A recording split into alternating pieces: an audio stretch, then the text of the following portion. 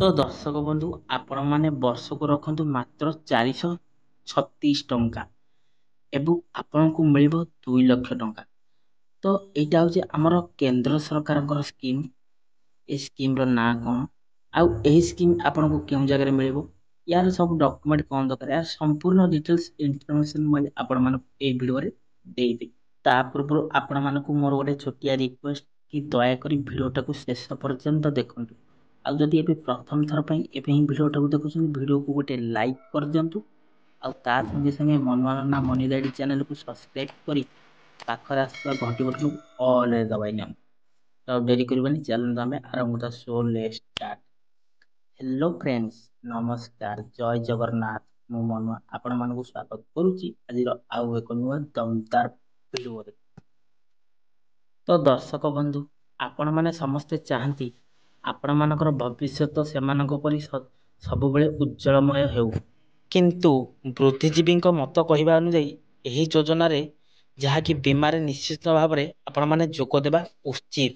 ଖାଲି ସେତିକି ନୁହେଁ, ତା ସହିତ ଲୋକଙ୍କୁ ଆର୍ଥିକ ସୁରକ୍ଷା ବୀମା ଯୋଗାଇ ଦେବା ପାଇଁ ଆମ ଭାରତ ସରକାର ଅନେକ ଯୋଜନା ସହିତ ସରକାରଙ୍କ ତରଫରୁ ଏକ ବୀମା ଯୋଜନା ମଧ୍ୟ ପ୍ରଣୟନ କରିଛନ୍ତି। ଅଳ୍ପ ମୂଲ୍ୟରେ ସମାଜର ଅର୍ଥନୈତିକ ଦୁର୍ବଳ ବର୍ଗର ଲୋକଙ୍କୁ ବୀମା କଭରେଜ କରିବା ପାଇଁ ଆମ ସରକାର ଯାହାକି ପ୍ରଧାନମନ୍ତ୍ରୀ ଜୀବନ ବୀମା ଯୋଜନା ଆରମ୍ଭ କରିସାରିଲାଣି। ଦର୍ଶକ ବନ୍ଧୁ, ଯୋଜନାଟିର ନାଁ ହେଉଛି କି PMJJBY, ଯାହାକି ପ୍ରଧାନମନ୍ତ୍ରୀ ଜୀବନ ଜ୍ୟୋତି ବୀମା ଯୋଜନା। ଏହି ଯୋଜନାଟି 2015ରେ ଆରମ୍ଭ ହୋଇଥିଲା। ତ ଏବେ ଆସନ୍ତୁ ଏହି ପ୍ରଧାନମନ୍ତ୍ରୀ ଜୀବନ ଜ୍ୟୋତି ବୀମା ଉପରେ ଆମେ ନଜର ପକାଇବା। ତ ଏହି ପ୍ରଧାନମନ୍ତ୍ରୀ ଜୀବନ ଜ୍ୟୋତି ବୀମା ଯୋଜନା ହେଉଛି ଏକ ବୀମା ଯୋଜନା ଯାହାକି 2 ଲକ୍ଷ ଟଙ୍କାର ଜୀବନ କଭରେଜ ପ୍ରଦାନ କରିଥାଏ। କାରଣ କୌଣସି କାରଣରୁ ହିତାଧିକାରୀ ଯଦି ମୃତ୍ୟୁବରଣ କରିଯାଏ, ତେବେ ଏହି ଯୋଜନାରେ କଭରେଜ ପ୍ରଦାନ କରିଥାଏ ଲାଇଫ ଇନ୍ସୁରାନ୍ସ, ଯାହାକି ଜୀବନ ବୀମା। ଏହି ଜୀବନ ବୀମା ହିତାଧିକାରୀଙ୍କ ମୃତ୍ୟୁ କ୍ଷେତ୍ରରେ 2 ଲକ୍ଷ ଟଙ୍କା ବିପଦ କଭରେଜ ମଧ୍ୟ ପ୍ରଦାନ କରିଥାଏ। ଏହି ପ୍ରଧାନମନ୍ତ୍ରୀ ଜୀବନ ଜ୍ୟୋତି ବୀମା ପାଇଁ ଯଦି ଯୋଗ୍ୟତା କ'ଣ ରହିବା ଦରକାର ଆମେ ଦେଖିବା, ତ 18ରୁ 50 ବର୍ଷ ବୟସର ଭାରତୀୟ ନାଗରିକମାନେ ଏହିଥିରେ ଯୋଗଦାନ କରିପାରିବେ। ବ୍ୟାଙ୍କ କିମ୍ବା ଡାକଘର ସହିତ ସେମାନଙ୍କର ବ୍ୟକ୍ତିଗତ ଏକକ କିମ୍ବା ମିଳିତ ଆକାଉଣ୍ଟ ରହିବା ଉଚିତ।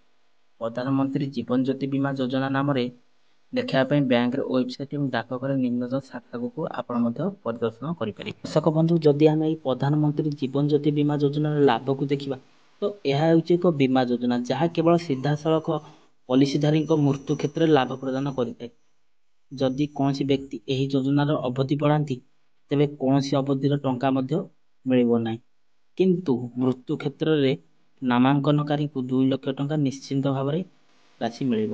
ଏହି ଯୋଜନା ଯାହାକି 18ରୁ 50 ବର୍ଷ ବୟସର ବ୍ୟକ୍ତି ଲୋକମାନେ ଏହାକୁ ଉପଲବ୍ଧ ବା ସେମାନେ ନେଇପାରିବେ। 18ରୁ 50 ବର୍ଷ ବୟସର ବ୍ୟକ୍ତି ଏହି ଯୋଜନାକୁ ନେଇପାରିବେ। ଆମେ ଏହି ପ୍ରଧାନମନ୍ତ୍ରୀ ଜୀବନ ଜ୍ୟୋତି ବୀମାର ପ୍ରିମିୟମକୁ ଦେଖିବା, ତ 436 ଟଙ୍କା ପଲିସିଧାରୀଙ୍କ ବ୍ୟାଙ୍କ କିମ୍ବା ଡାକଘର ଆକାଉଣ୍ଟରୁ ଅଟୋ ଡେବିଟ୍ ସୁବିଧା ମାଧ୍ୟମରେ ଯାହାକି ପ୍ରିମିୟମ ପ୍ରଦାନ କରାଯାଇପାରେ।